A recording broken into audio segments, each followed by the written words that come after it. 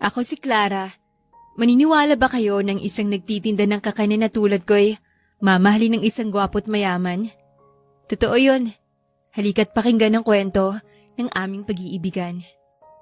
Bili na kayo ng kakanin! Bagong luto to at mainit pa! Sigurado ako magugustuhan yung mga suke! Bili na kayo! Malakas na alok ni Clara sa mga nagdadaang tao. Nakangiti ito at nagniningning ang magandang mukha nito. 4:00 pa lamang ay nagsisimula ng magluto ng mga kakanin si Clara. Pagkatapos ay siya na din ang nagtitinda ng mga ito. Tuwing umaga ay pumupwesto siya sa tapat ng isang magarang opisina. Ang mga matitira naman ay ilalako niya. Madami-dami din siyang suke dahil masarap ang kakaning luto niya. 24 anyos lamang si Clara pero sagad na sa hirap ang kanyang katawan. Iniwan kasi siya ng kanyang mga magulang sa kanyang lolo at lola. Silang nag-alaga at gumagastos para sa kanya. Kaya naman ngayong matatanda na sila at may mga sakit na ay siya naman ang bumabawi sa mga ito. Madaling pa lang ay nakatayo na siya sa harap ng opisina na yon. Paglampas naman ng 10:00 ng umaga ay sisimula na niyang ilako ang mga natirang pagkain. Hindi kasi maaring may mga tira sa mga ito. Kailangan niya ang pera. Ang kanyang lolo ay may demensya at sakit na high blood at ang kanyang lola naman ay may hika at diabetes. Sadyang mahal ang gamot ng mga ito kaya kailangan niyang magbanat ng buto. Isang araw, habang nakatayo sa kanyang pwesto, ay nakita niyang papalapit ang isang lalaking nakapurmal na kasuotan. Halatang mamahalin ang damit at sapatos nito. Hala, sino kayang lalaking to? Parang ngayon ko lamang siya nakita dito. Ang gwapo naman. Parang artista. Baka siya nang magiging Prince Charming ko at unang nobyo ko. Wala namang masamang mangarap. Bulong ni Clara sa sarili. Matangkad ang lalaki, gwapo't matipuno. Parang iginuhit ang ilong at ang mga mata naman ay nangungusap. Halatang hindi ito purong Pilipino, mukhang may lahi. Nakaramdam siya ng pinaghalo-halong kaba, excitement at kilig. Ano ba ang masarap dyan sa mga tinda mo? Nakangiting tanong ng lalaki, si Dominic. Ako po. Ito pong bibingka at saka ito pong mahablangkang bestseller ko. Pabirong sabi ng dalaga. Napangiti naman si Dominic sa biro ni Clara. Sige, bigyan mo ko na ang tigisan yan. Sir, baka po wala pa kayong lunch? Meron din po ako ditong everlasting. Wika ni Clara sabay angat ng isang lianera na may dalang everlasting. Everlasting? Ano yun? Kunot noong tanong ng binatang CEO. Sa pamilya kasi niya ang construction firm na yon. Meron silang mahigit 1,000 empleyado na may 5 departamento. 25 anyos pa lamang si Dominic pero kayang-kaya niyang patakbuhin ng lahat. Dahil bata pa lamang siya ay tinuruan na siya ng mga magulang niyang humawak ng negosyo. Everlasting. Ito po yung pinaghalo-halong hotdog, giniling, itlog at kung ano-ano pang gulay. Steam po yan para mabuo sa llanera na parang leche flan. Pero ito po yung niluto sa dahon ng saging. Masarap po yan. Recipe po yan ng lola ko. Bida ni Clara. Luto ba to ng lola mo? Hindi po, recipe niya lang po. Dati po siyang nagluluto pero ngayon pong mahina na siya. Ako nang nagluluto. Pero masarap din naman po kasi galing sa kanya lahat ng recipe na yan. Subukan niyo po at hindi kayo magsisisi. Baka mapalakas pa kayo sa kanin. At siguradong hindi niyo po ako makakalimutan pag nalasahan yung sarap ng pagkain na yan. Napangiti naman muli si Dominic. Magiliw at palabiro si Clara habang tahimik at seryoso naman si Dominic. Pero ang sabi nga ng iba ay opposites attract each other. Kaya naman iilang sandali pa lamang silang nag-uusap ay magaan na ang loob nila sa isa't isa. Sige na nga, bibili na ako niyang everlasting mo para may pang lunch na ako. Nakangiting sabi ni Dominic. Nang makabalik na sa opisina si Dominic ay tinikman niya ang mga pagkain. Aba, masarap pala ang mga to. Bakit ba ngayon ko lang ito nasubukan? Gulat na sabi ng binata habang nakangiti. Agad niyang naubos sa mga pagkain at ang everlasting naman ay kinain niya nung lunch break. Nagpabili lamang siya ng kanin sa kanilang kantina at iniulam ang everlasting. Pati ito ay napakasarap.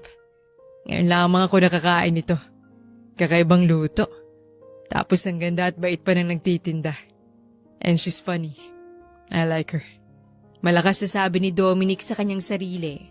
Hindi niya maipaliwanag kung bakit parang magaan ang loob niya sa dalaga. Siguro dahil isa siyang introvert at mahiyain at seryoso, kaya naaaliw siya sa tulad ni Clara na kwela at palabiro. Hindi rin naman nakapagtataka na magustuhan niyang dalaga dahil morena ito at makinis ang balat. Mapungay ang mga mata at mahabang pilikmata. Ang ilong nito ay matangos at mapula ang mga labi. Kumbaga, ay talagang head turner ito. Filipina beauty. Yun nga marahil ang dahilan kung bakit lagi siyang nakakaubos ng paninda. Good morning, miss. Bati ni Dominic nang bumili siya ulit kinabukasan kay Clara. Magandang umaga din, Sir Pogi. Ikaw pala yan.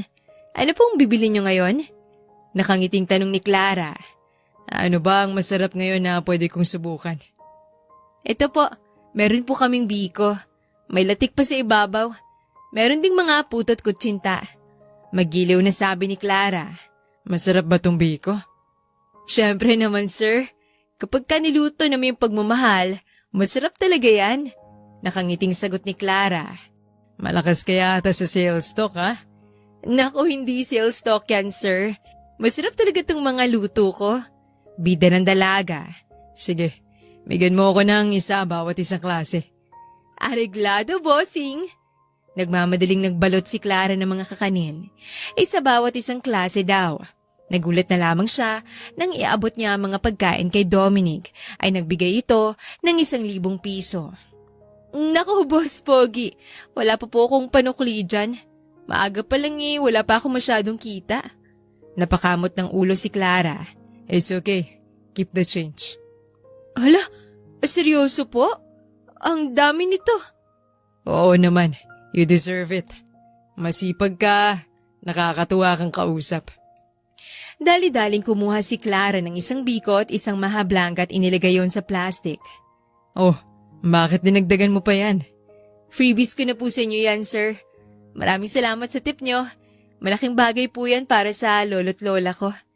Halos maluha sa tuwa si Clara. Laking lolo't lola ka din pala. Opo, sir. Sila na pong nag-alaga sa akin simula nung bata ko Pareho pala tayo. Pero ako naman inalagaan ng lolo't lola ko. Dahil abala ang mga magulang ko sa mga negosyo namin. Taray, ang daming negosyo. Ang big time mo, sir, ha? Biro ng dalaga at napangiti na naman siya kay Dominic. Oo, salamat Babalik na ako sa loob. Marami pa akong trabaho. Pagbutihin mo lang yan at bibili pa ulit ako. Bili ni Dominic. Salamat po. Sana po yung mapangiti ka lagi ng mga luto ko. Isang matamis na ngiti ang isinukli ni Clara sa binata. Nakailang hakbang papalayo ang binata nang bigla itong bumalik. Ako nga pala si Dominic. Sabi ng binata sabay abot ng kamay para makipag-shake hands. Ako naman po si Clara, sir. Kinagagala ko po kayong makilala. Pagpapakilala ng dalaga at nakipagkamay din sa binata. Hindi din maipaliwanag ng binata kung bakit kayang-kaya ni Clara na pagaanin ang kanyang pakiramdam. Kapag nagsimula ang araw niya na kausap ito, ay siguradong masaya siya buong araw. Halos araw-araw na bumibili si Dominic ng pagkain kay Clara. Madalas ay tumatambay pa siya sa pwesto ni Clara para makapagkwentuhan habang kumakain. Napansin naman agad yon ni Veronica, ang operations manager na may gusto kay Dominic. Maganda naman ang dalaga. Maputi, matangkad, elegante at parang pangmodelo pa kung manamit. Lahat ng mga damit, sapatos at bags nito ay pawang mga mamahalin dahil galing din ito sa mayamang pamilya. Palagi itong nakapustura at naka-makeup pero hindi kasi maganda ang ugali nito. Mata pobre at masyado itong matapang, mahilig din itong mangmaliit ng kapwa niya. Mga gaya niyang mayayaman lamang ang tinatrato niya ng maayos. Matagal na itong may lihim na gusto kay Dominic pero hindi siya gusto ng binata. Saan ka na naman galing? Bakit may mga plastic ka dyan sa lamesa mo? Kadire! Sabi ni Veronica. Pagkain to, Veronica. At hindi magandang magsabi ng mga ganyang salita sa pagkain. Saway ni Dominic. Pero bakit kasi naka-plastic na ganyan? Baka madumi yan. Saan mo nabili yan? Sa harap ng building natin. Maraming mga nagtitinda doon. Gusto mo ba? Halika, saluhan mo ako dito. Aya pa ni Dominic. Ayoko nga. Baka magkasakit pa ako niyan. Ayokong kumain yan at dapat tigilan mo na rin ang pagkain ng mga yan. Hindi mo alam kung saan niluto yan. Hindi mo alam kung malinis yan. Baka panis na nga yan eh. O kaya madumi. Dire-diretsong sabi ng matapobreng dalaga. Hindi naman. Masarap naman to at suporta na lang natin sa ibang tao na dito lamang kumukuha ng kabuhayan nila. Isa pa, mabait ang nagtitinda nito. Masarap din siyang magluto. Wika ni Dominic habang kumakain pa din ng kakanin. Kaya ba pa niyang labas mo ng building? Doon ka pala nagpupunta? Yeah, doon nga ako pumupunta. Madalas akong pumunta doon dahil masarap nga yung pagkain at tsaka nag-i-enjoy akong kausap yung tindera. Baka nagtitake advantage siya sa'yo yun? Hindi naman. Tipid na sagot ni Dominic bago niya muling sinubo ang biko na binili kay Clara. Halata sa mukha niyang hindi siya naaapektuhan sa mga sinabi ni Veronica. Napailing si Veronica at hindi makapaniwala kung bakit sa dinami-dami ng magagarang restaurant sa paligid ay mas pinipili pa ng binata na bumili sa isang simpleng nagtitinda sa labas. Para sa kanya ay malaking kahihiyan yon para sa isang tulad ni Dominic na galing sa kilalang pamilya. Hay nako, bahala ka nga dyan. Iritang tugon ni Veronica sabay talikod at bumalik sa kanyang opisina. Ngunit kahit pa magtampo o magalit si Veronica ay walang pakialam si Dominic. Sa isip niya ay walang masama sa pagtangkilik sa maliliit na nagnenegosyo, lalo na kung masarap naman ang luto at magaan pang loob niya sa nagtitinda. Kinabukasan, maaga pa lang ay dumaan na si Dominic sa pwesto ni Clara bago pa pumasok sa opisina. Hindi pa gaanong dumarami ang tao kaya abala si Clara sa pag-aayos ng mesa at mga pagkain. Good morning. Bati ni Dominic sabay ngiti. Uy, Sir Pogi, aga mo ngayon ha? Nakangiting sagot ni Clara habang maingay na inilalagay ang mga bilao ng kakanin sa lamesa. Namiss ko tong almusal eh. Biro ni Dominic. May bago ka bang luto ngayon? Meron. Kakanin na special. Recipe ulit ng lola ko. Sapin-sapin na may halong ubit lang ka. Sigurado magugustuhan mo to. Bida ni Clara. Agad kumuha si Dominic ng isang order at hindi nagdalawang isip na tikman yon sa mismong pwesto. Aba, ang sarap nga. Pati presentation ay panalo. Nako, salamat po Sir Pogi. Gusto mo dagdagan ko pa? Tanong ni Clara na nakangiti habang nagbabalot. Huwag na, baka hindi na ako mag-lunch mamaya kapag sobrang nabusog ako. Natatawang sagot ni Dominic. Pero sige, bigyan mo rin ako ng 2 bibingka para sa office. Habang nagbabalot si Clara ay may lumapit na matandang babae na pamilyar ang mukha kay Dominic. Isa ito sa mga madalas niyang nakikitang kausap ni Clara. Nag-abot ito ng pera kay Clara at nagpasalamat sa pagpapautang at pagbigay ng pasobrang pagkain. O lang nga naman po Nanay Liza. Basta ikaw, pwede ka laging mangutang paggipit ka. Masayang sagot ni Clara. Napangiti si Dominic sa narinig. Hindi lang pala siya masayahin. Matulungin pa si Clara kahit hindi niya ito kailangang gawin. Hindi nga siya nagkamali. Kasing ganda ng mukha ng dalaga ang puso nito. Nang makarating si Dominic sa opisina ay agad siyang sinalubong ng mapanuring tingin ni Veronica. Nakita kasi nito ang plastic na may lamang kakanin. Dominic, seryoso ka ba talaga dyan sa pagkain na yan? Ay nako, hindi ko na alam kung ano pang iisipin ko sa'yo. Sarkastikong sambit ni Veronica. Hindi na siya sinagot ni Dominic. Ayaw niyang patulan ang ganitong ugali, lalo na't alam niyang wala rin namang magbabago kahit anong paliwanag ang gawin niya. Lumipas ang ilang araw at lalo pang naging madalas ang pagbisita ni Dominic kay Clara. Halos kabisado na niya ang mga luto nito at maging ang mga kwento tungkol sa lolo't lola na nagpalaki sa dalaga. Minsan nga kahit hindi siya bibili ay dumadaan pa rin siya para lang kamustahin ito. Isang hapon, habang pauwi na si Clara mula sa pagtitinda, ay bigla siyang nadaanan ni Veronica na galing sa parking area ng opisina. Itinabi nito ang kotse at bumaba. Nilapitan niya si Clara at pinagmasdan nito mula ulo hanggang paa at ang mga matay puno ng panguuyam. Ikaw ba si Clara? Malamig na tanong ni Veronica. Opo, bakit po? Sagot ng dalaga na magalang pero may pagtataka. Ikaw pa rin madalas kausap ni Dominic? Alam mo bang dapat hindi ka na masyadong umaasa? Hindi kayo bagay. Magkaibang mundo nyo. Malditang sabi ni Veronica. Napakurap si Clara at sandaling natahimik. Hindi siya sanay na lapitan ng ganito ng hindi niya kilala. Ngunit bago pa siya makasagot, ay muling nagsalita si Veronica. Alam kong intensyon ng mga tulad mo. Mga akit kayo ng matabang isda, hoping na maiahon kayo sa hirap. Pwes, wag si Dominic. Hindi siya nababagay sa'yo. At hindi ako makakapayag na mapunta siya sa isang tulad mo. Pagpapatuloy nito. Hindi ko alam ang sinasabi mo. Wala akong masamang intensyon at hindi din ako lumapit kay Dominic para makipagkaibigan. Siya ang kusang pumupunta dito. Depensa ni Clara. Siyempre! Inakit mo eh! Ani Veronica. Hindi totoo yan. Tandaan mo, nakabantay ako sa bawat kilos mo at hindi ka magtatagumpay sa mga plano mo. Huwag mo kong subukan dahil hindi mo kilala ang binabangga mo. Isaksak mo sa kokote mo na sa akin bagay si Dominic at hindi sa tulad mong galising aso sa kalye. Unang-una, hindi ako galisin. Makinis ako kahit na mahirap lang ako. Pangalawa, wala akong ginagawang masama. Palabang sabi ng dalaga. Let's see. Iniwan na siya ni Veronica na may mapanuksong ngiti sa labi na waring nagbabanta ng masama. Kinabukasan naman ay napansin ni Dominic na tahimik si Clara habang bumibili siya ng kakanin. Walang karaniwang ngiti at biro nito. May problema ba? Tanong ni Dominic habang iniaabot ang bayad. Wala naman. Pagod lang siguro. Tipid na sagot ni Clara. Pilit ang ngiti.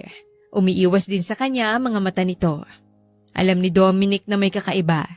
At sa loob-loob niya ay sisikapin niyang malaman kung ano ang dahilan at kung paano niya ito matutulungan. Nang makapasok siya sa kanyang opisina ay pinuntahan na naman siya ni Veronica. Galing ka na naman sa madungis na babaeng yun ano? Kailan ka ba matatauhan? O baka naman nagayuma ka na ng babaeng yun? Tigilan mo na kasi ang pagbibili ng mga tinda niya. Sa tingin ko, ginagayuma ka na nun. Mahabang sabi ni Veronica. Hindi na nakasagot si Dominic sa huling sinabi ni Veronica. Sanay na siya sa mga mapanghusga nitong komento. Pero sa pagkakataong yon, ramdam niyang sumusobra na. Mabilis niyang tinapos ang pagkain at tumayo mula sa mesa. May meeting pa ako. Maikli niyang sabi bago tuluyang umalis. Naiwang nakasimangot si Veronica. Matapos ang meeting ay nawala na sa isip ni Dominic si Veronica. Na-excite siyang makita muli si Clara at gusto niyang makipagkwentuhan muli dito. Habang pababa siya ng building ay hindi niya maiwasang mapangiti. Sa isip niya, tiyak na nandoon na naman si Clara sa kanyang maliit na pwesto sa tapat ng opisina. At gaya ng inaasahan, nadatnan niya itong abala sa pagbabalot ng kakanin para sa isang suki. Uy, Dominic! Masayang bati ni Clara nang makita siya. Akalain mo, inagahan ko yung luto ko para hindi ka maubusan. Ngumiti si Dominic at umorder ng paborito niyang suman at bibingka. Buti na lang, kasi kung naubusan ako, malamang magtatampo ko sa'yo. Napatawa si Clara. Naku, ayoko magtampong suki ko. Habang kumakain si Dominic sa gilid ng mesa ni Clara, napansin niya ang ilang taong dumadaan at ngumingiti sa dalaga. Halata sa mga mata ng mga tao na mahal siya sa komunidad. May mga batang kumakaway, may mga matanda namang bumibili at nakikipagkwentuhan. Alam mo, Clara, sabi ni Dominic habang pinupunasan ng kamay. Ibang klase ka. Hindi lang masarap magluto. Marunong ka ring makisama sa lahat ng tao. Napayuko si Clara at medyo nahiya. Ganun lang talaga siguro ako lumaki. Mababait kasi mga nagpalaki sa akin. Tsaka sila rin naman ay mababait sa akin. Sabi nga nila sa English, move it forward. Natawa naman si Dominic. Baka ibig mong sabihin ay pay it forward? Namula si Clara pero naitawid pa din niya ang biro niya. Asus, pareho lang yun. Pay it forward or move it forward. Parehas namang may forward kaya pwede na yun. Hindi kasi ako magaling sa English pero minsan nagpa-practice din ako. Para kung may foreigner na bumili ng tinda ko, ay makakasagot naman ako kahit papano. Natuwa naman si Dominic at napahalakak pa. Masaya na din si Clara dahil kinalimutan na nito si Veronica. Inisip niyang wala naman siyang masamang ginagawa kaya hindi na lamang siya magpapaapekto.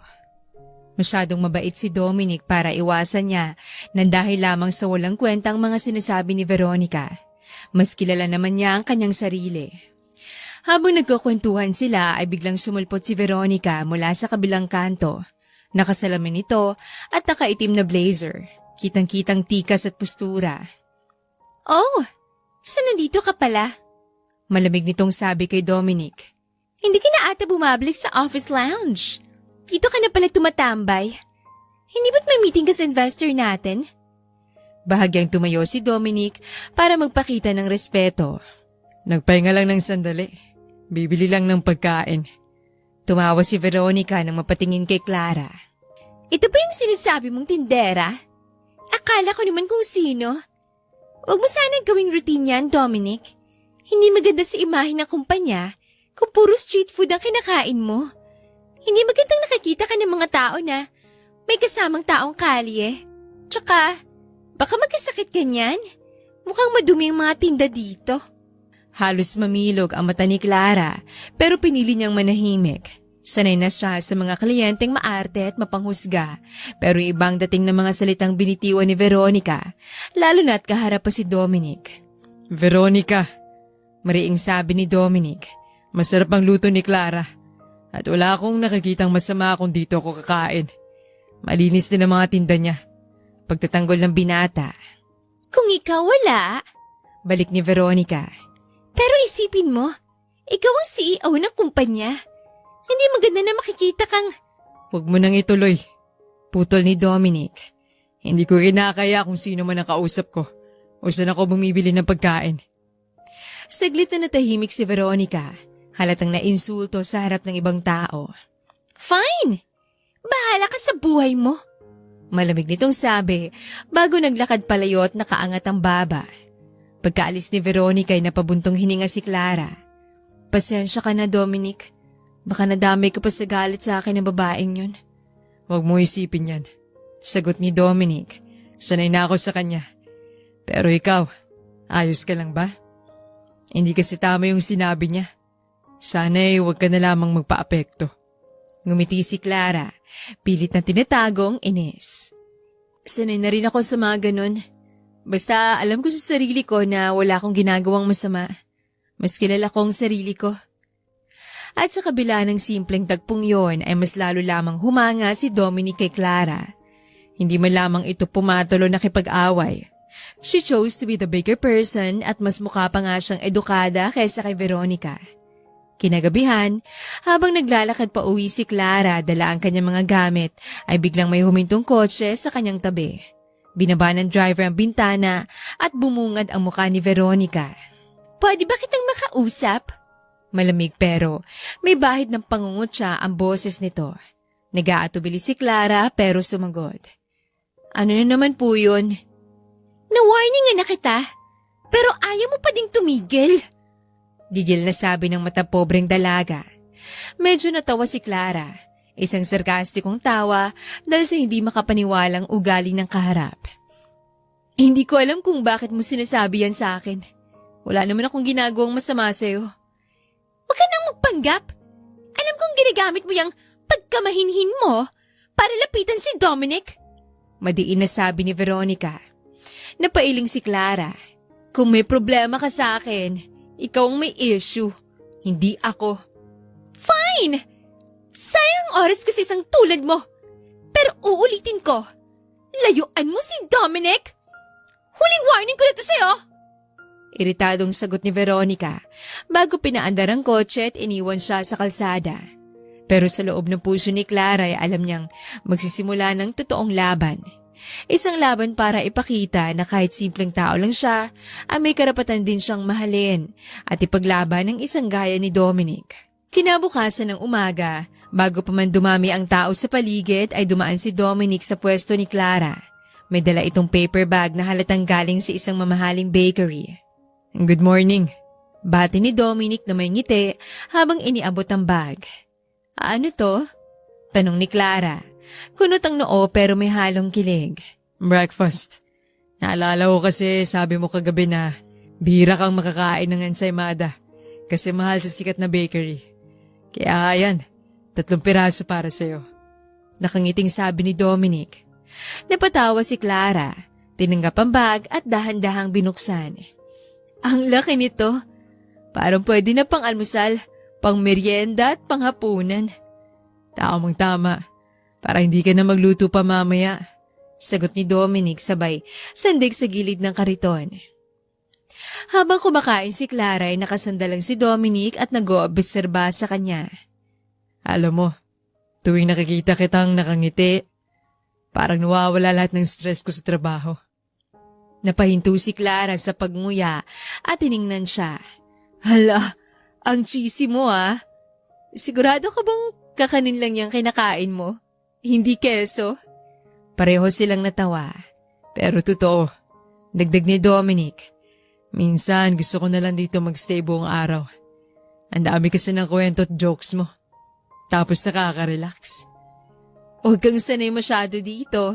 Baka isipin ng boss mo, tamad ka. Biro ni Clara. Pero sa totoo lang, natutuwa siya sa atensyon na binibigay ng binata. Boss? Wala akong boss. Ani Dominic. Yung babaeng masungit? Tanong ni Clara.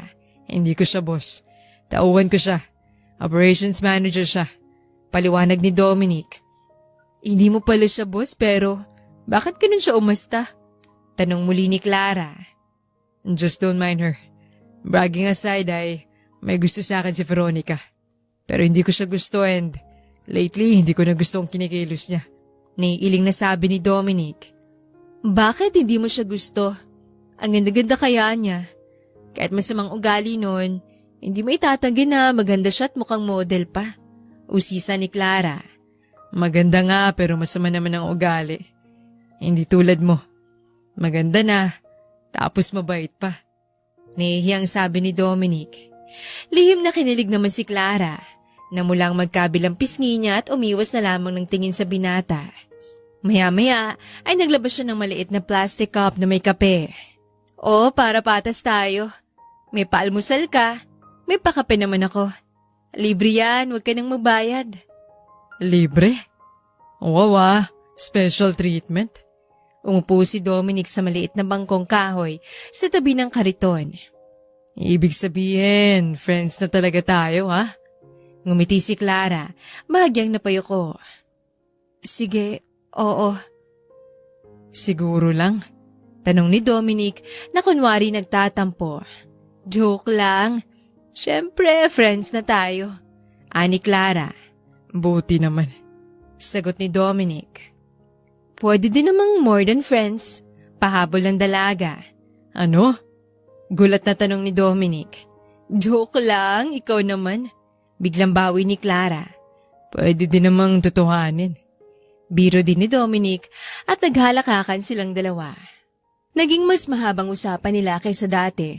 Napag-usapan nila ang mga simpleng bagay tulad ng mga kwentong pambata at pati mga pangarap. Doon nalaman ni Dominic na ang pangarap pala ni Clara ay magkaroon ng maliit na cafe na may kakanin at kape para makapagtinda sa mas maraming tao at kumita ng mas malaki para sa mga gusto niyang ibigay sa kanyang lolo't lola. Ikaw Dominic, tanong ni Clara, ano naman ang pangarap mo? Sandaling natahimik si Dominic bago sumagot. Gusto ko lang magkaroon ng simpleng buhay. Yung may karira ko na gusto ko, tapos may taong uuwian araw-araw. Gusto ko lang ng isang masayang pamilya. Nagtamang kanilang mga mata at tila nagtagal yun ng ilang segundo bago sila parehong natawa para basagin ang awkward silence. Nang mag-alisa na ang mga tao sa paligid ay tumulong si Dominic kay Clara na magligpit ng mga natirang kakanin. Alam mo, dapat may assistant ka para hindi ka napapagod. Ikaw na lang kaya ang assistant ko, sagot ni Clara na nakangiti. Pero baka hindi ka magtagal dito. Masisirang handsomeness at freshness mo sa init ng araw. Okay lang, sagot ni Dominic na may biro sa boses. Basta kasama ka at may kakanin at kape, okay lang. Bago umalis ay iniabot ni Dominic ang isang maliit na calling card. Number ko yan. Kung kailangan mo ng tulong ko, tawagan mo lang ako. Kahit anong oras. Napatingin si Clara sa papel at ngumiti. Salamat, Dominic. Pagkaalis ng binata ay napansin ni Clara na mas magaan ang pakiramdam niya. Hindi niya mapigil ang mapahimig ng love song. At si Dominic naman, habang papasok sa opisina ay hindi mapigilan ang ngiti. Parang biglang naging mas maliwanag ang umaga. At ang dahilan sa likod ng mga ngiting yon ay walang iba kundi si Clara lamang. 2 araw matapos ang huling pagkikita nila sa kakanin stall ay biglang sumulpot si Dominic sa tapat ng pwesto ni Clara. Ngayong araw ay wala siyang bitbit na paper bag o kape. Day off mo ba bukas? Tanong ni Dominic, agad na parang batang sabik. Napakunot ang noo ni Clara habang nag-aabot ng sukli sa customer. Bakit? May utang ka bang babayaran sa akin? Biro niya. Pero front lamang niya yon para maitagong labis na tuwa dahil na-miss niya ang binata. Umiling si Dominic. Wala. Pero gusto kitang ilabas. Napaubos si Clara at bahagyang namula. Ha? Saan naman at bakit? Secret. Pero simple lang. Alam kong ayaw mo sa mga 5-star hotel dinner. Sagot ni Dominic habang nakangiti. Bakit ako? Tanong muli ni Clara. Bakit naman hindi ikaw? Pabalik na tanong ni Dominic. Baka naman may kadate kang magandang malamodel ang katawan tapos hinindian ka, kaya ako na lamang i-date mo. Biro ulit ni Clara para itagong kaba. Ikaw lang. Ayaw mo ba? Kunwaring may nagtatampong tanong ng binata. Napaisip si Clara. Sa totoo lang, matagal na rin siyang hindi nakaka-experience na lumabas na hindi paglalako o palengking pupuntahan. Sige na nga, pero sagot ko ang almusal mo sa susunod na linggo para makabawi naman ako sa'yo. Nakangiting sabi niya. Huwag na, date to. Ako nang bahala. Mabilis na tanggi ni Dominic. Isang matamis na ngiti na lamang ang isinigot ni Clara sa binata. Hindi na niya itinagong nararamdamang kilig. Dumating nga ang gabi ng date nila. Sinundo siya ni Dominic gamit ang itim na sports car. Pagbukas ng pinto ay bumungad ang amoy ng leather at malamig na aircon. Good evening. Bati ni Dominic na nakangiti. Naka-dark polo at wristwatch na halatang mamahalin. Sigurado ka bang para sa akin tong araw na to? Baka napasubo ka na lang Biro ni Clara habang sumasakay. Ikaw lang naman ang gusto ko makadate. Wala nang iba. Sagot ni Dominic. Habang umaandar ay napansin ni Clara na hindi sila papunta sa mall o kahit sa city proper. Saan tayo pupunta? Secret. Pero relax ka lang. Safe naman ako. Harmless kumbaga. Patawa ni Dominic. Puro ka talaga kalokohan. Naiiling na sabi ni Clara. Makalipas ang halos 40 minuto ay dumating sila sa isang pribadong garden-themed na coffee shop sa labas ng lungsod. Tahimik doon at maraming halaman at may mga pailaw pa nga kahit hapon pa lang. May reserve table sa ilalim ng isang malaking puno. May puting mantel at simpleng flower arrangement sa gitna. Wow! Ang ganda naman dito! Hindi napigilan ni Clara na mapangiti habang iginagala ang mga mata. Gusto ko kasi na makapag-usap tayo ng walang storbo. Laging maingay sa pwesto mo. Sabi ni Dominic habang inaalalayang umupo ang dalaga. Habang naghihintay ng pagkain ay nagkwentuhan sila at hindi maiwasan ni Dominic na mapatitig sa magandang mukha ni Clara. Ilang sandali pa ay dumating na ang pagkain na in-order ng binata. Grilled salmon para kay Clara, steak para kay Dominic at isang maliit na blueberry cheesecake para sa kanilang dalawa. Meron din silang isang bote ng mamahaling wine. Habang kumakain ay dumaan ang malamig na simoy ng hangin at kumilos sa mga dahon sa itaas nila. Sandaling natahimik si Dominic at tinitigan si Clara at saka ngumiti. Anong iniisip mo? Tanong ni Clara. Natama yung desisyon ko na imbitahan ka ngayong araw. Sagot ni Dominic. Bakit naman? Kasi masaya ako kapag kasama kita. Masaya din naman ako kapag kasama kita.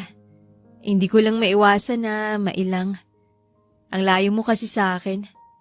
CEO ka at tindera lamang ako ng kakanin.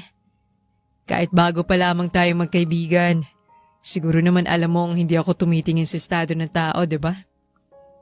Alam ko naman pero... At natigilan si Clara dahil kunwaring nakasimangot ang binata. Ay nako, huwag kang ngang masyadong magpa-cute. So, nakukitan ka sa akin? Pilyong tanong ni Dominic. Ewan ko sa'yo. Kumain na nga lang tayo. Halakak ni Clara. Naging masaya ang buong gabi nila. Romantic, priceless. Pag-uwi naman ay hindi na sila dumaan sa main road. Dinala ni Dominic ang sasakyan sa isang ruta na may overlooking view ng city lights. Pumarada siya saglit sa gilid. Tingnan mo, Sabi ni Dominic sabay turo sa malayo. Ano yun? alam mo kahit gaano ka busy o kagulong mundo sa baba. Mula dito ay ang ganda pa rin ng lahat. Emosyonal na sabi ng binata. Napangiti si Clara. Parang ikaw, kahit na alam kong marami kang ganap sa buhay mo, simple ka pa rin magparamdam ng saya. Palagi mong pinaparamdam sa akin na espesyal ako. Palagi kang may oras para sa akin at pinagtatanggol mo pa ako sa malditang babae na yun. Kahit pa nga hindi niyo ako ka-level ay hindi mo yun pinaramdam sa akin kahit kailan. At doon, natahimik sila pareho na para bang nagpapakiramdaman.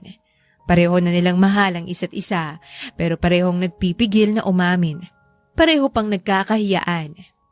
Pagkatapos ng kanilang special na date ay ramdam ni Clara na mas naging malapit sila ni Dominic. Hindi na ito basta customer na lang ngayon kundi parang may koneksyon na silang dalawa na mahirap ipaliwanag. Kinabukasan naman habang abala si Clara sa pagtitinda ng kakanin ay biglang huminto sa tapat ng stall niya ang itim na kotse ni Dominic. Bumaba ito at nakangiti na may dala na paborito niyang kape mula sa isang kilalang coffee shop. Good morning. Akala mo ako lang laging binibigyan mo ng pagkain, no? Ngayon ako naman. Ano to? Special treatment na naman? Special ka kasi. Nagkibit-balikat lang si Clara pero hindi maitagong kilig. Inabot niya ang sukli sa isa pang customer at muling hinarap si Dominic. Libre ka mamayang gabi. Ha? Bakit na naman? Umalis lang tayo ng isang gabi, di ba? May gusto lang ako ibigay. Huwag ka mag-alala, hindi mo na kita aabalahin sa isa na namang date. Nagtaas ng kilay si Clara pero ngumiti lang si Dominic at umalis at iniwan siyang nagtataka. Inabot na ng hapon sa pagtitinda si Clara. Tulad ng sabi niya ay muling bumalik si Dominic. Iniabot niya ang isang bouquet ng puting lilies. Para sa'yo. Alam kong mas gusto mong simple kaysa sobrang enggrande. Dominic, hindi mo naman kailangan gawin to. Gusto ko lang iparamdam sa'yo kung gaano ka ka-espesyal at gusto kitang makita na nakangiti. Saglit silang nagkatitigan. Sa mga mata ni Dominic ay malinaw ang intensyon niya at kahit hindi pa sinasabi ng direkta ay ramdam ni Clara na nagsisimula ng panliligaw. Kinabukasan ay maagang dumating si Clara sa tapat ng building para magbenta ng kakanin gaya ng araw-araw niyang ginagawa. Abala siya sa pagsasaayos ng mesa nang mapansin niyang mamaliit na paper bag na nakapatong sa gilid. Binuksan niya ito at nakitang isang pares ng maganda, ngunit simpleng apron na kulay light blue at may burdang maliit na bulaklak sa gilid. May nakasamang maliit na card. Para sa babaeng pinakamasarap magluto ng kakanin. Nagmamahal ang iyong Prince Charming, Dominic. Napangiti si Clara pero sabay umiling. Ay nako, kung ano na namang sorpresa to. Araw-araw na lamang akong pinapangiti. Malakas na sabi ng dalaga. Maya-maya pa'y dumating si Dominic at nakapamulsa pa na parang walang alam sa regalong yon. Ikaw bang may pakana nitong apron na to? Kung sabihin kong oo, may libre ba akong sapin-sapin? Loko ka talaga? Natatawang sabi ng dalaga. Umorder si Dominic ng bibingka at sumandal sa gilid ng mesa habang kinakain yon. Basta suotin mo yan bukas ha. Para alam ng lahat na taken na yung tindera ng kakanin. Ha? Wala ka pa nga sa first step tapos kumakapang-angkin ka na sa akin? Di, umpisa na natin. Hindi na nakasagot si Clara dahil totoo namang natutuwa siya at habang nakatingin siya kay Dominic na abala sa pagkain ng bibingka ay naisip niyang baka nga hindi na siya makakatakas sa paniligaw nito. Parang hindi na din niya kayang umiwas pa. Mula noong ibigay ni Dominic ang apron, ay sinimulan na nga niyang panliligaw kay Clara. Minsan nga kahit hindi siya bibili ng almusal ay nagpupunta pa din siya sa pwesto ng dalaga basta makadaan lang at makita ito. Isang hapon, matapos magligpit ni Clara ng paninda, ay dumating si Dominic sakay ng kotse niya. Pumarada ito sa gilid. Hatid na kita, Clara. Hindi na pwede yung umuwi kang mag-isa. Kaya ko naman. Matagal ko na tong ginagawang mag-isa. Pagtanggi ng dalaga. Alam kong kaya mo, pero gusto kong andito ako. Gusto kong gawin ng mga to para sa'yo. Sige na nga. Mukhang hindi ka din naman titigil sa pangungulit hanggat hindi ako pumapayag. Natatawang sabi ni Clara at bahagya pang naiiling. Buti naman alam mo, at hindi talaga ako basta-basta susuko. Halakak ng binata. Tinulungan na niya si Clara maglagay ng mga gamit at natirang paninda sa kotse niya. Simula nga nun, ay araw-araw na niya itong hinahatid pa uwi pagkatapos magtinda. Tuwing weekends naman ay namamasyal sila, nagdi-dinner o kaya ay nanonood ng sine. Mas nakilala nilang isa't isa at napalapit din sila ng todo na parang ang ayaw na nilang maghiwalay minsan. Pag nasa bahay naman sila, ay panayang palitan nila ng text o chat messages. Hindi nagtagal ay sinagot na din ni Clara si Dominic. Unang nobyo niya ito kaya kabado pa siya pero mahal na niya ito. Kaya nagtiwala na lamang siya dito at isinangtabi ang lahat ng takot at pangamba niya. Kinabukasan, matapos silang maging opisyal na magnobyo, ay maaga ulit pumunta si Dominic sa pwesto ni Clara.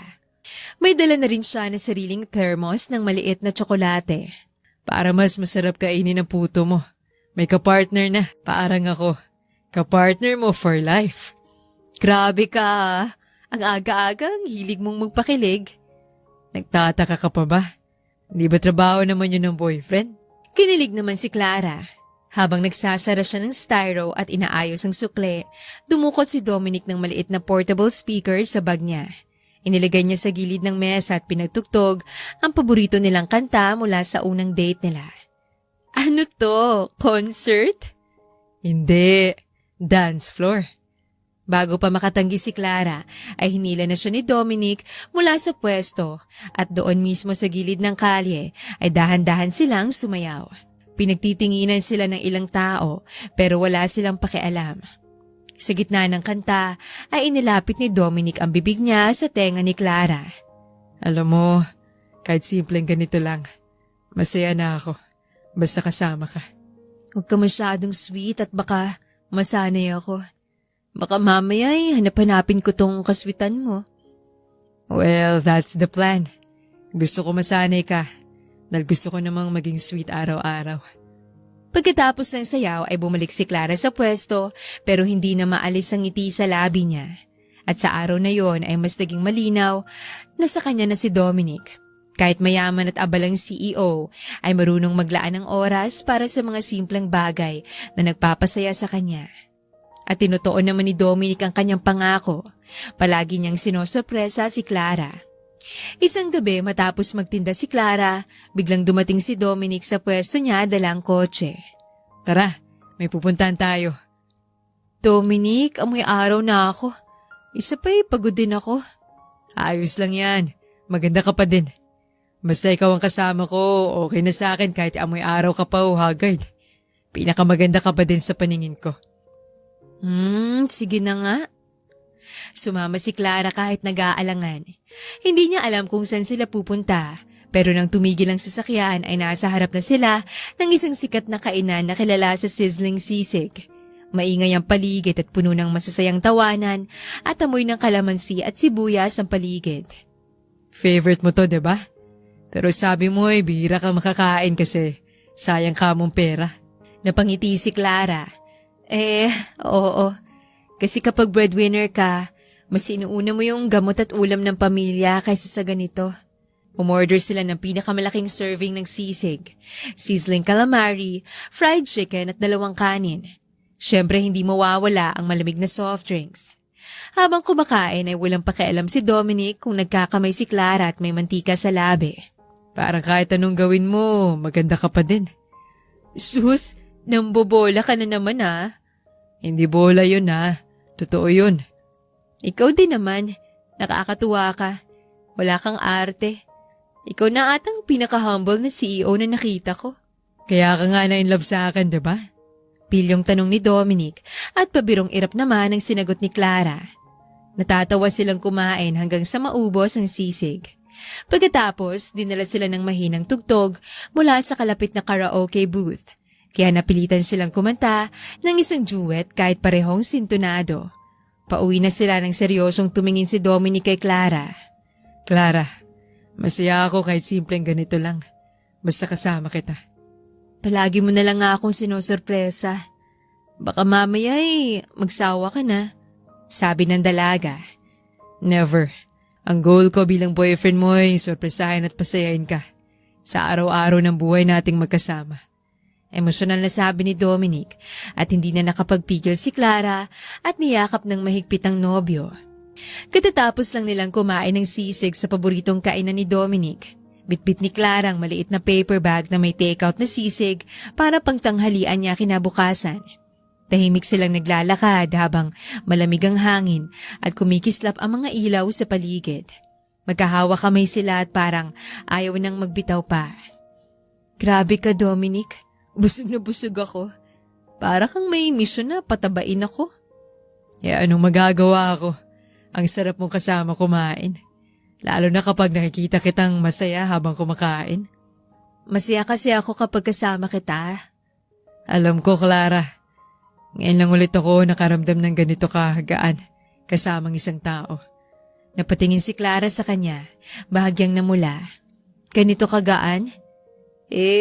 Anong ibig mong sabihin? Yung tipong kahit pagod ako sa trabaho, pag nakikita kita parang nawawala lahat ng bigat. Kahit may mga problema sa negosyo, parang wala lang kapag kasama na kita. Natigilan si Clara pero sinubukang gawing biro. Aba, baka mamaya pag umalis ako, bumalik lahat ng bigat mo ha? Di huwag ka nang umalis. Pareho silang natawa pero ramdam ni Clara na seryoso si Dominic. Ilang araw matapos ang sisig date ay dumaan sa isang maliit na pagsubok ang kanilang relasyon. Abala si Clara sa pagtitinda ng kakanin sa pwesto niya. Mainit ang araw at pawis na pawis siya. Dumating si Dominic dalang maliit na box ng cake. Ngumiti siya agad nang makita si Clara. Hi love, may pasalubong ako. Bago pa niya matapos, dumating si Rico, ang isang regular na customer ni Clara. May dala itong malamig na bottled water at iniabot kay Clara. Oh, Clara, para di ka masyadong mainitan. Salamat Ang bait mo talaga. Napakunot ang noo ni Dominic habang pinapanood ang eksena. Kukunin ko lang ang order ko. Heto, tinabi ko na nga at muntik ka pang maubusan. Salamat, Clara. Bukas ulit Oo ba? Salamat din. Matapos makuha ang order ay umalis na ang lalaki. Mabait pala Madalas ba siyang ganito? Sino? Si Rico? Customer ko yan. Minsan dinadala niya ako ng tubig, minsan kape. Wala lang yun. Wala lang sa'yo. Pero sa akin meron yun. Umirap si Clara. Ay nako, huwag kang magbintang ng kung ano-ano. Nagtitinda ako kaya normal lang na may customers na mabait. Oo nga. Pero sana naman hindi ka sobrang bait sa kanila. Medyo uminit ang ulo ni Clara. Ano ba, Dominic? Gusto mo bang maging suplada ko sa lahat? Kung ganito ka magsiselos, paano na lang kapag mas marami pa silang bumibili? Natahimik si Dominic ng saglit pero halata sa mukha niya na may pagtatampo. Hindi sayo ko magtinda ka. Gusto ko lang sana maramdaman mo na ako lang yung special sa'yo. Napalambot ang puso ni Clara pero pinili muna niyang pairalin ang kanyang prinsipyo. Di paramdam mo na karapat-dapat na ikaw lang kesa magtampo ka dyan. Nasaktan naman si Dominic sa sinabi ng dalaga. Hindi na sila masyadong nag-uusap noon hanggang makaalis si Dominic. Pero bago ito bumalik sa opisina, ay bumalik siya sandali at iniwan ang cake sa mesa ni Clara. Kahit galit ako, gusto ko pa rin na matikman mo to. Pagkaalis ni Dominic ay napangiti si Clara pero bahagya siyang kinurot ng konsensya. Natuwa siya na kahit inis na ang binata ay gusto pa din ito na matikman niya ang masarap na cake. Pero nangingibabaw pa din ang yamot niya dahil sa pagsiselos ni Dominic. Kinabukasan ng gabi, mag-isa si Clara sa maliit niyang kusina at nag-aayos ng mga natirang kakanin. Tulog na din ang kanyang lolo't lola. May kumatok sa pinto. Napakunot ang kanyang noo dahil wala naman siyang inaasahang bisita, lalo na't gabi na. Pagbukas niya ng pinto ay nakita niya si Dominic. Medyo mukhang pagod pero may ngiti pa din sa mga labi nito. May hawak siyang isang takeout box ng mainit na sisig at 2 cooking can. "Anong ginagawa mo dito?" Nakasimangot na tanong ng dalaga. Ayaw nitong ipahalata na natuwa ito na makitang nobyo. Ayaw din kasi niyang matulog sila nang may pagtatampuhan. Hindi ako mapakali. Alam kong nagtampo ka. Kaya naisip ko na baka sisigang panlaban sa tampong yun. Napangiti si Clara kahit ayaw niyang ipakita. Puro ka sisig. Baka tumaas ang kolesterol natin. Okay lang. Basta ba kasama kita at sabay ding tataas ang kolesterol natin. Halakak ng binata. Pinapasok niya si Dominic at sabay silang naupo sa maliit na mesa. Tahimik muna sila habang kumakain. Sorry kung masyado akong nagselos kahapon. Pasensya ka na. Pipilitin kong wag na yung maulit. Hindi ako galit dahil nagsiselos ka. Galit ako kasi hindi mo agad sinabi kung ano talagang nararamdaman mo. Sinungit-sungitan mo pa ako. Takot lang ako na baka sabihin mo na overacting ako. Kahit overacting ka, ikaw pa rin ang boyfriend ko. Pareho silang natawa. Pagkatapos, tumingin si Dominic sa kanya ng seryoso. Hindi ko alam kung paano ko nakuha yung swerte na to. I must have done something good to deserve you. Pero ayokong magreklamo at ayokong mawala ka. Hindi ako mawawala. Basta wag lang sobrang selos Yung konting selos, medyo cute pa yun Biro ng dalaga. Deal. Pagkatapos nilang kumain, nauwi sila sa kwentuhan at tawanan parang walang nangyaring tampuhan. Ilang linggo pagkatapos ng pagbabati nila, ang isa na namang pagsubok ang pagdadaanan nila. Busy si Clara sa pagluluto para sa malaking order ng kakanin, habang si Dominic naman ay abala sa pag-aasikaso ng mga papeles para sa expansion ng kumpanya. Halos hindi na sila nagkikita ng matagal kaya mas madali silang nagkakaroon ng misunderstanding. Isang gabi, habang nagde-deliver si Clara sa isang hotel function, ay nakita siya ni Dominic mula sa lobby pero kasama si Vince, isang matagal ng suki ni Clara na kilala ring medyo pilyo. Nakita ni Dominic na tinulungan ni Vince si Clara buhatin ang mga kakanin at sa dulo ay parang may yakap na thank you si Vince. Ganito ka pala pag wala ako. Hindi na niya nilapitan si Clara. Umalis na lang siya at buong gabi, hindi siya sumagot sa tawag ng dalaga sa cellphone niya. Kinabukasan ay dumating si Dominic sa pwesto ni Clara at halatang malamig at wala sa mood. "Oh, nandito ka na pala? Tawag ako ng tawag sa iyo kagabi pero..." "Wag na, baka busy ka. Kay Vince." "Ano? Dominic? Seryoso ka ba?" "Nakita ko ang lahat. Ayoko magpapaliwanag ka na lang dahil nahuli kita." "Hindi mo man lang ako tinanong muna bago ka mag-isip na kung ano-ano." "Alam ko na ang nakita ko. I'm not stupid." Iniwan ni Clara si Dominic sa harap ng pwesto niya. Sa isip niya, kung ganito siya magtiwala, paano kami magtatagal? Pagkatapos ng away nila ay halos 1 linggo silang hindi nagkita. Hindi dumadaan si Dominic sa pwesto ni Clara kahit pa yun na ang nakasanayan nilang setup. Si Clara naman ay nagpa siyang iwasan si Dominic. 3 oras lamang siyang nagtitinda malapit sa opisina nito. Pagkatapos ay inilalako na lamang niya ang iba. Pero kahit ganon ay parehong nahihirapan ng dalawa. Si Dominic ay gabi-gabi na nakatitig sa phone niya. Nakatype na ang sorry pero lagi niya itong dinidelete. Hindi niya kayang ipadala ang mensaheng yon sa nobya. Si Clara naman, habang nagluluto ay napapahinto sa paghalo ng latik kapag biglang pumasok sa isip niya ang ngiti ni Dominic. Isang hapon, umuulan ng malakas. Nagkataong walang masakyan si Clara pauwi dahil baha na sa kanto. Biglang may dumating na itim na kotse at bumaba si Dominic na may hawak na payong.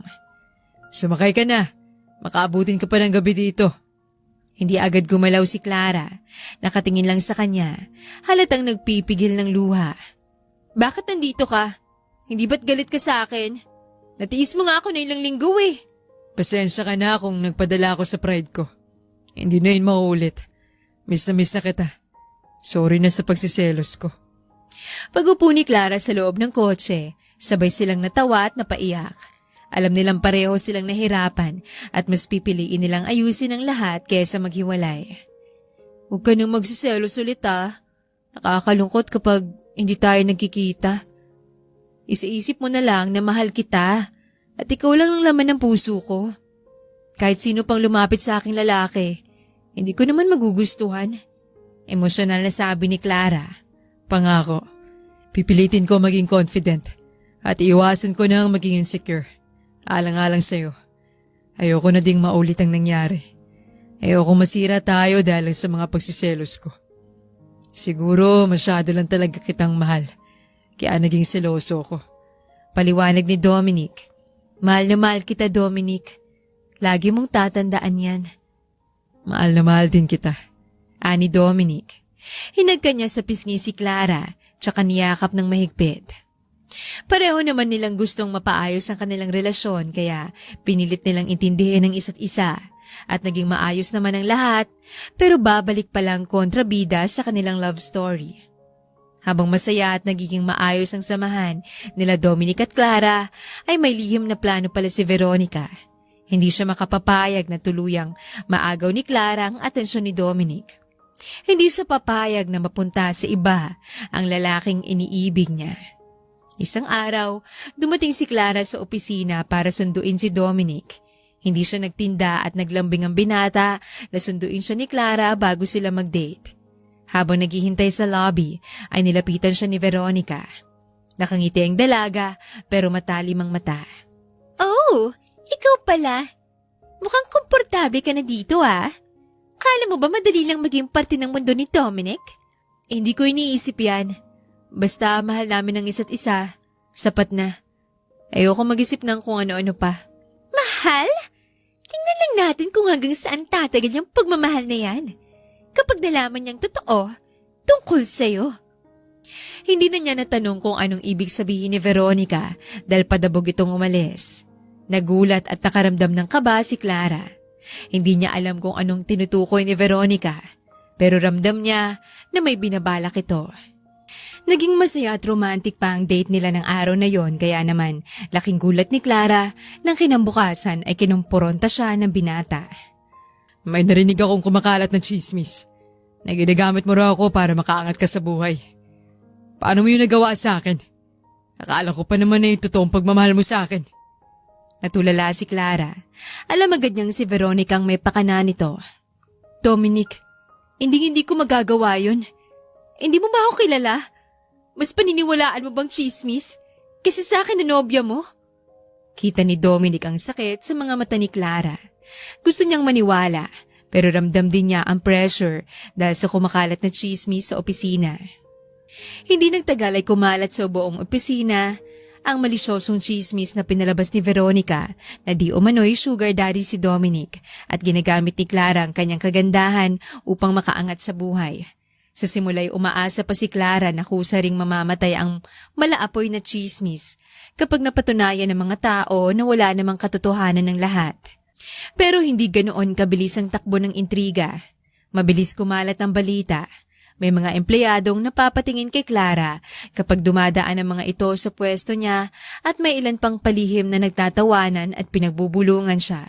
Masakit man, pilit niyang iniangat ang sarili at nagpatuloy sa pagtitinda ng kakanin.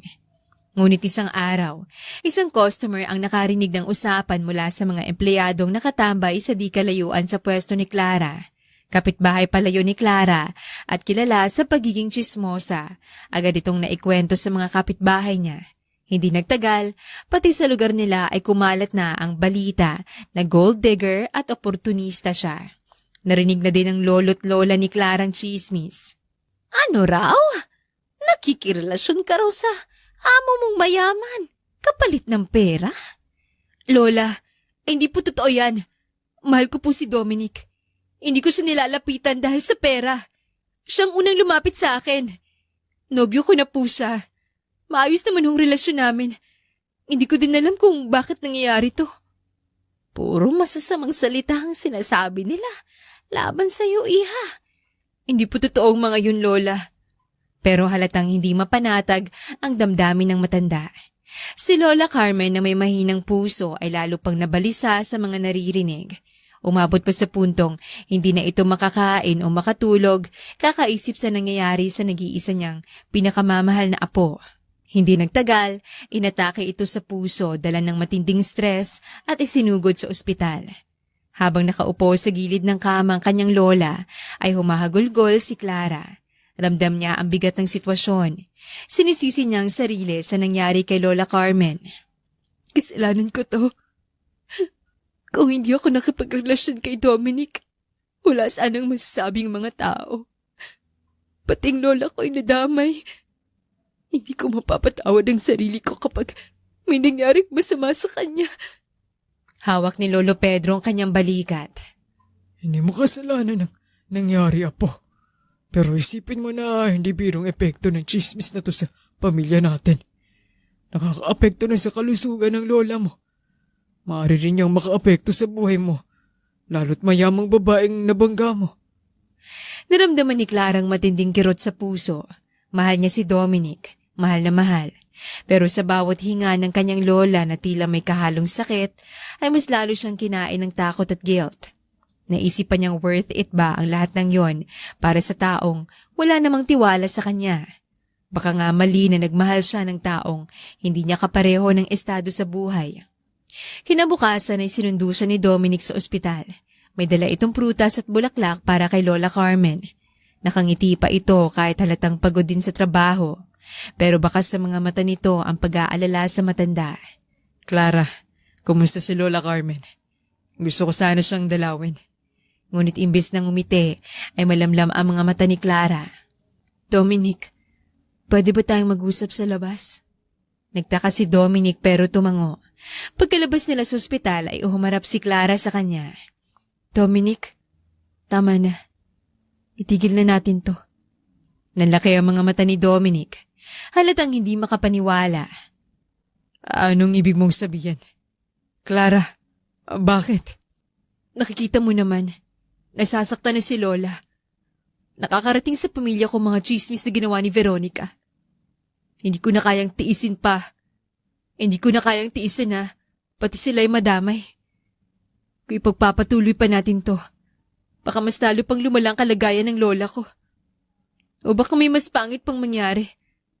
Hindi ko mapapatawad ng sarili ko kapag may nangyari pang muli kay Lola. Pero Clara, alam naman nating hindi totoo mga chismis. Kaya natin silang patunayan na mali sila. Basta't magkasama tayo ay walang makakapigil sa atin.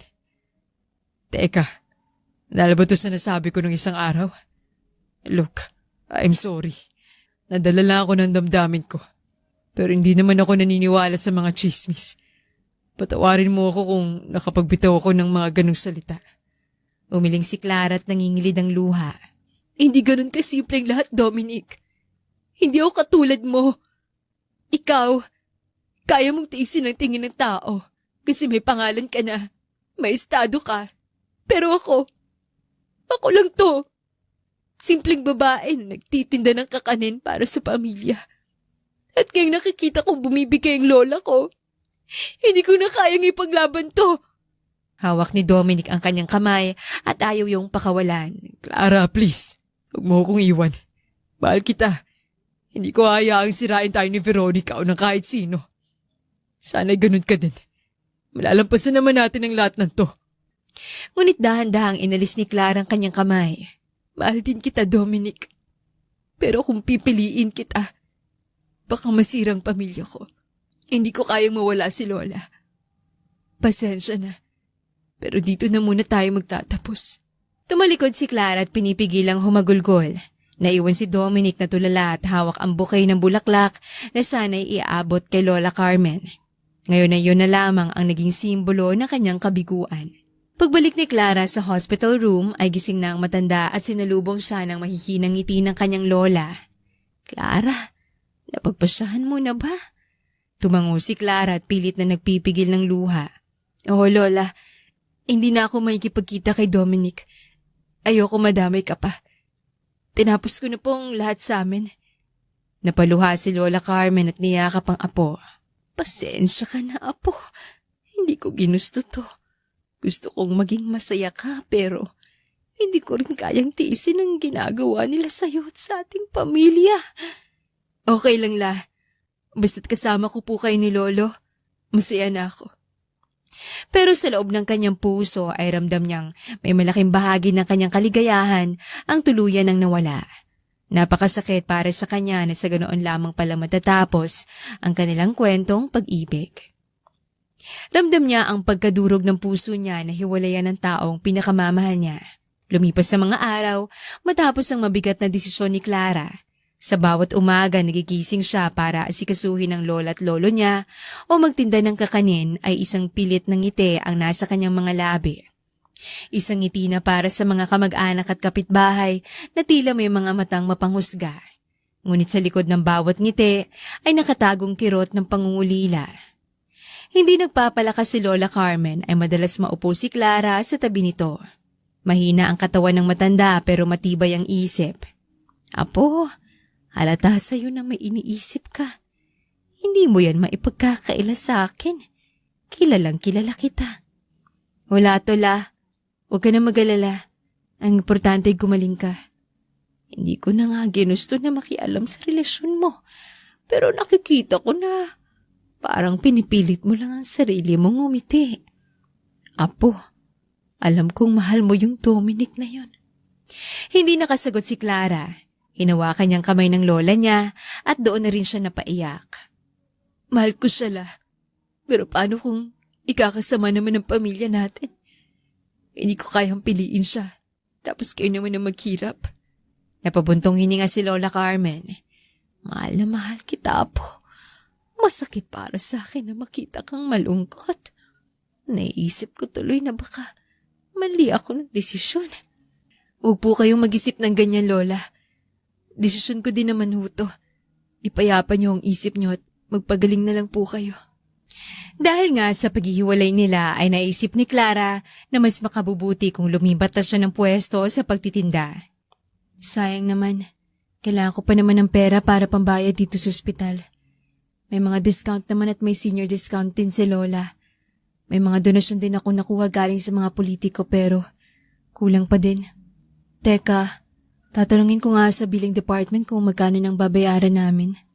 Bulong ni Clara sa sarili. Nagpunta siya sa billing department ng ospital at nagtanong ng bill pero laking gulat niya nang sabihin sa kanya na bayad na daw ang bill nila at may advance payment pa nga daw para sa mga gagamiting gamot at kakailanganing procedures hanggang sa makalabas ng ospital ang kanyang lola. Sinubukan pa niyang tanungin kung sinong nagbayad pero wala daw pangalang nakalagay, sabi ng babaeng staff. Napabuntong hininga si Clara. Parang alam na niya kung sinong nagbayad ng bill. Isang tao lang naman ang kakilala niyang mayaman at may kapasidad na gawin yon. Sa kabilang banda, magmula nang makipaghiwalay si Clara ay hindi na matahimik si Dominic. Kahit sa opisina, kahit nasa loob siya ng boardroom, wala siyang ibang iniisip kundi ang lungkot sa mga mata ng dalaga nang huli niya itong makita. Ramdam niya ang bigat sa dibdib ni Clara, lalo na't alam niyang pamilya nito ang naging dahilan ng matinding sakit na nararamdaman niya ngayon. Nabalitaan na rin ni Dominic mula sa ibang empleyadong kumalat na tsismis, ang di umano'y pagiging sugar baby ni Clara. Lalong uminit ang dugo niya nang malaman niyang si Veronica ang pinagmulan ng lahat ng intriga. Hindi na siya nagulat pero sobra ang galit niya. Hindi ko hayaang masirang pangalan niya dahil lang sa kasinungalingan. Kung hindi niya ako kayang makita ngayon, ako mismo kikilos para patunayan sa lahat kung gaano siya kalinis at kadangal. Sabi ni Dominic sa sarili. Isang hapon, nadatna ni Dominic si Veronica sa opisina. Naka-cross legs ito habang nakikipag-usap sa mga staff. Kitang-kitang kumpiyansa sa mukha. Pagkakita kay Dominic, ngumiti ito ng pilya na para bang walang ginawang mali. Veronica, pwede ba tayo mag-usap? Sa office ko. Nagkipit balikat si Veronica pero agad din namang sumunod. Pagkapasok nila sa silid ay isinara ni Dominic ang pinto at tinitigan siya ng mariin. Alam ko ikaw nagpakalat ng chismis laban kay Clara. Chismis? Hindi pa totoo lang naman yung nakikita ng mga tao. Araw-araw mo siyang sinusundo. Binibigyan ng pagkain, bulaklak at mga regalo. Ano pa bang iisipin nila kung di ginagamit ka niya? Huwag mong gawing kasalanan ng pagiging mabuti. At higit sa lahat, huwag mong dungisan ang pangalan niya para lang masira siya sa mata ng lahat. Kung galit ka sa akin dahil hindi kita pinili, akong harapin mo at hindi siya. Mahal ko si Clara at ipaglalaban ko siya. Hindi nakasagot agad si Veronica. Kita sa mukha nitong pagkagulat sa matinding tono ni Dominic. So, ipaglalaban mo talaga siya? Kahit na iniwan ka na niya? Are you stupid? Hindi ka na nga niya pinili. Oo, kasi mas kilala ko siya kaysa sa mga paninira mo. At hindi ako papayag na manalong kasinungalingan mo. Umalis si Dominic nang hindi na lumingon. Iniwan si Veronica na nanginginig sa inis at hiya. Kinabukasan ay agad siyang gumawa ng aksyon. Kinausap niya ang HR at pinatawag ang ilang empleyadong nakarinig mismo ng chismis. Isa-isang lumabas ang katotohanan at napatunayan na ang lahat ng yon ay paninira ni Veronica. Hindi pwede. Bulong niya sa sarili. Hindi ako mananahimik habang nasisira ang pangalan niya. Hindi ko hayaang yurakan siya ng mga chismis. Doon nagsimula ang kanyang desisyon. Gagawa siya ng paraan. Gagawa siya ng hakbang. Hindi man siya pinapansin ni Clara ngayon, ipapakita niya sa lahat na mali ang akusasyon at ipapakita rin niya na totoong nararamdaman niya. Gumawa ng video si Dominic. Isang video kung saan sinasabi niya na walang katotohanan ang mga kumakalat na chismis tungkol kay Clara. Sinabi din niya sa video na mahal niya ang dalaga dahil napakasimple lamang nito at malayong malayo sa mga pinapakalat ni Veronica. Ipinaskil ang video na yon sa naglalakihang screen sa labas ng gusali. Layunin ni Dominic na mapanood yon ng mga taong nakakakilala kay Clara. Matapos maipaskil ang mga video, ay kinausap muli ni Dominic si Veronica. Umirap si Veronica. Bakit ka nag-aaksay ng oras para ipagtanggol siya? Samantalang ako, ang nandito. I've always been here. Matagal ka nang gusto pero hindi mo man lang ako pinapansin. Dahil hindi kita gusto, Veronica. At mas lalo pa kitang hindi magugustuhan dahil sa ginawa mo. Simula ngayon, wala ka ng pwesto sa kumpanyang to. Consider yourself terminated. Tiimbag ang sabi ni Dominic. Gulat na gulat si Veronica, pero wala siyang nagawa nang abutan siya ni Dominic ng termination letter. Nakarating ang mga hakbang na ito sa mga kapitbahay at mga kamag-anak ni Clara. Maging ang lola nito na nagpapagaling pa rin sa bahay ay nakarinig ng balita mula sa mga kapitbahay. Nagulat si Clara nang marinig yon habang nasa tabi ng lola niya. Hindi niya inaasahan na aabot sa puntong gagawin ni Dominic ang lahat para lang linisin ang pangalan niya. Pero, bakit niya ginagawa to? Tanong ni Clara sa sarili habang kinukuyom ang sariling kamay. Hindi ba't galit na ako sa kanya? Bakit hindi siya sumusuko? Samantala, si Dominic naman, kahit natapos na niya ang mga hakbang at plano niya, ay hindi pa rin kontento. Alam niyang hindi ganoon kabilis mababawi ang puso ni Clara. Kaya isang gabi, habang nakatingin siya sa bituin sa bintana ng opisina, bulong niya. Clara, kahit hindi mo pa ako kayang makita, hihintayin kita. Kahit gaano katagal, kahit ilang taon pa, hindi ako susuko. Ipapaalam ko sa iyo sa lahat ng paraan na hindi ako kagaya ng iniisip ng iba. Mahal kita at hindi kita susukuan.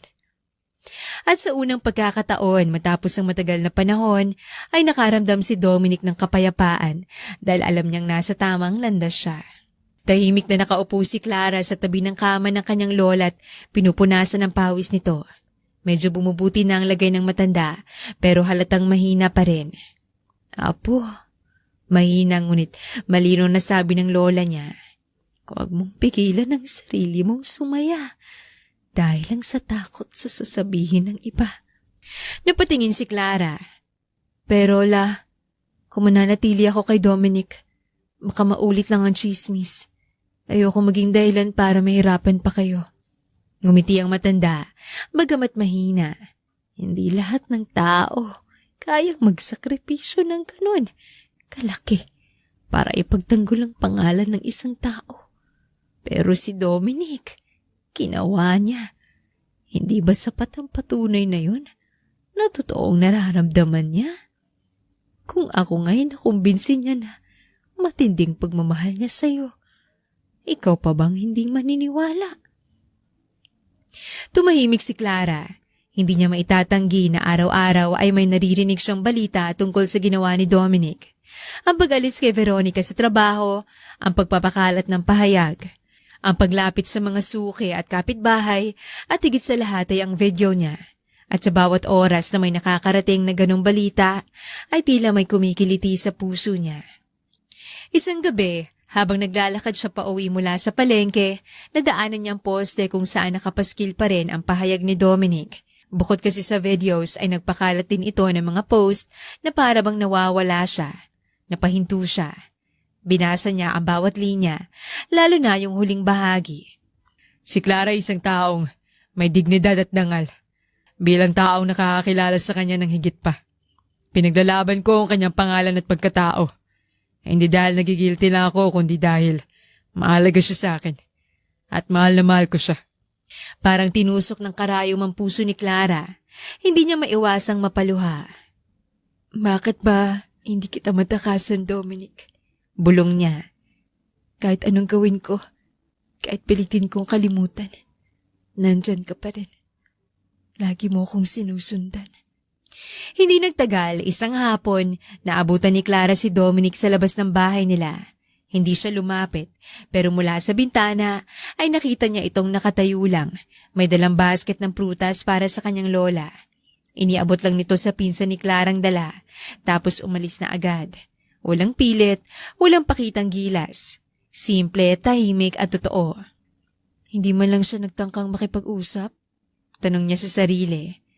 Hindi ba niya ako gustong makita? Pero alam niya ang sagot. Hindi siya pinipressure o pinipilit ni Dominic dahil iginagalang nito ang desisyon niya, pero sadyang namimiss na niya ito. Kinabukasan, habang nag-aayaw si Clara ng mga paninda niya sa maliit na pwesto, bigla siyang napatigil. Naaalala niya lahat ng ginawa ni Dominic, ang pagtulong sa pamilya niya dati, ang pagtanggap sa kanya kahit simpleng tindera lang, at ngayon, ang pagtatanggol sa kanya kahit wala na silang relasyon. Doon siya napangiti. Doon siya nakaramdam ng kakaibang init sa puso. Siguro, oras na para tigilan ko ng pagtanggi. Siguro oras na para ipaglaban ko rin siya, kagaya ng ginawa niya para sa akin. Parang hindi ko na din siya kayang tiisin. Miss na miss ko na si Dominic. Gabi na nang makapunta si Clara sa opisina ni Dominic. Halos nanginginig ang kanyang kamay habang kumakatok siya. Araw kasi ng Lunes noon at alam niya na tuwing araw ng Lunes ay iniaabot ng gabi sa opisina si Dominic.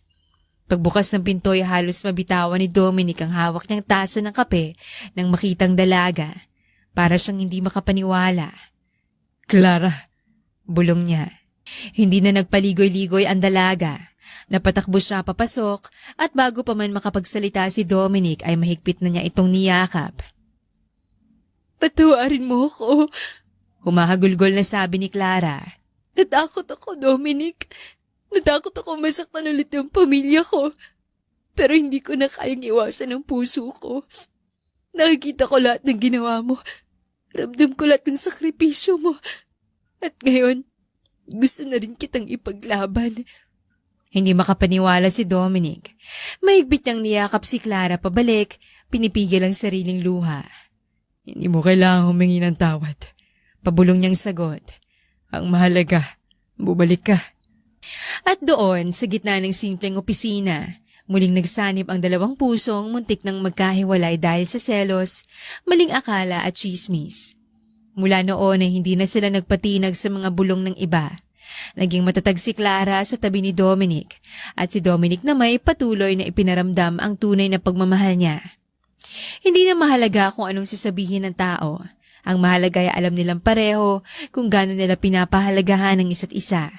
At para kay Clara, yun ang pinakamahalagang hakbang, ang wakasan ng takot at piliin ang pagmamahal.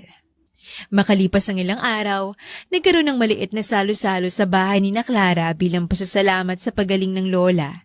Ngayon, masaya na ang paligid. May tawanan, may kainan at lahat ay mas magaan ng loob. Nasa kusina si Dominic, abala sa pag-ihaw ng sisig sa malaking kawali. Pinapaligiran siya ng usok at amoy ng pritong baboy na lalong nagpasaya sa lahat ng bisita. Habang abala siya, biglang sumulpot si Clara dalang isang mangkok ng sausawan. Aba, Mr. CEO, baka masunog yan. Baka bukas headline, may-ari ng kumpanya, bagsak sa pagluluto ng sisig. Natawa naman si Dominic. Huwag kang mag-alala, para sa'yo to. Kaya siguradong perfect ang luto. Nagtawanan sila at sa unang pagkakataon matapos ang lahat ng gulo ay ramdam nila ang gaan at saya na parang wala nang kahit anong makakahadlang. Habang naghahain ay nakatingin si Clara kay Dominic. Hindi niya mapigilan ang paghanga sa lalaking buong tapang na ipinaglaban siya hanggang dulo. Sa huling bahagi ng gabi, habang abala ang lahat sa pagkain at kwentuhan, tahimik na nagkahawa kamay sina Dominic at Clara. Parang gusto na kitang pakasalan. Ano sa tingin mo? Nakangiting tanong ni Dominic. Ay, naku talaga. Puro kakalokohan. Irap ni Clara at isinandig sa balikat ng binata ang ulo. Hindi ako nagbibiro. Seryosong sabi ni Dominic at bigla itong lumuhod sa harap ni Clara. Ala, anong ginagawa mo dyan? Tumayo ka. Nakakaya sa mga bisita. Natatarantang sabi ni Clara habang hinihila pa sa braso ang nobyo para tumayo. Kanino ka nahihiya? Sa kanila? Tanong ni Dominic, sabay nguso para ituro ang mga bisita. Paglingon naman ni Clara ay laking gulat niya nang makita ang mga kamag-anak at mga bisita na may hawak na mga placards na may mga letrang bumubuo sa "Will you marry me?" Ala, magkasabot kayo? Tanong ni Clara na halos maluha na nga sa sobrang tuwa. Oo, kasabot ko silang lahat. Mga kaibigan mo, kamag-anak at mga kasamang magtinda pati na din mga suki mo na naging kaibigan mo na din. Kasabot ko sila dahil lahat sila'y nag-iisip na deserve mong isang tulad ko.